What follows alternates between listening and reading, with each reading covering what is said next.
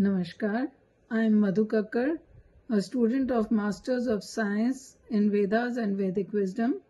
My subject today is Samved, and the topic is Rik as the basis of Sam. The Samved is closely related to the Rig Ved, as it primarily consists of chants derived from the Rig Ved, hymns, and which are set to musical melodies.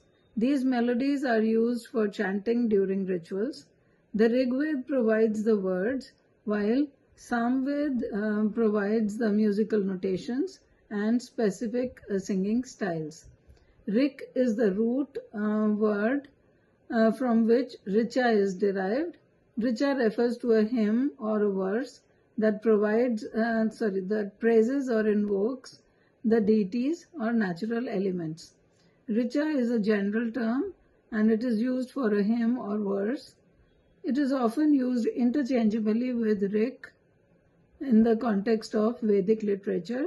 Richa can also be interpreted as brightness or light. Sam means song. Samved is known as the Ved of melodies and chants. Samved can be understood as the knowledge of melodies or a book of songs.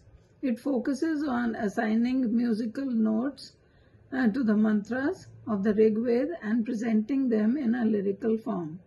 From the study of Samved, we understand that the basis of Samgan are Richas. There are many quotes in the Vedic literature which furnish the unbreakable relationship between Rik and Sam. The word Richisham appearing in the Rig Ved means singing of Sam over Rik. Atharvaved also mentions that there is a charming and melodious harmony between Rik and Sam. There it has been compared to bullocks of the chariot which is decorated for Surya's marriage. The bullocks were moving as gracefully as Rik and Sam. The Atharvaved mentions the close relationship between Rik and Sam as a couple. Here, when the groom invokes the bride, he says, I am and you are Sa. I am the sky and you are the earth. I am the Sam and you are the Rig group. So our relationship should be strong and integrated.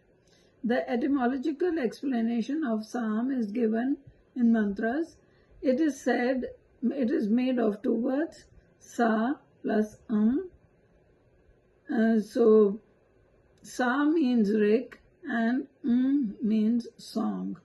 These two, Rik in the form of Sa and in the form of Gan, have been considered as the origin of Sam.